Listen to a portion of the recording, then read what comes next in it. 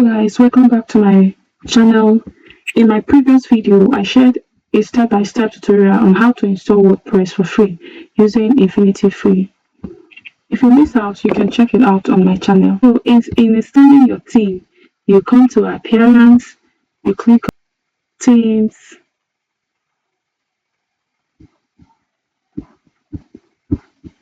and then anything that you want, you just click Install.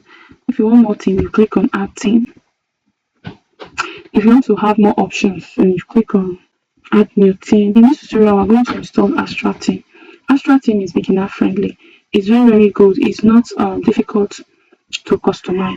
So when installing, you just click on Install,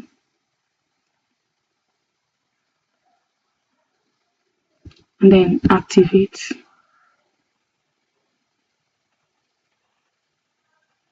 So it's that simple, very simple.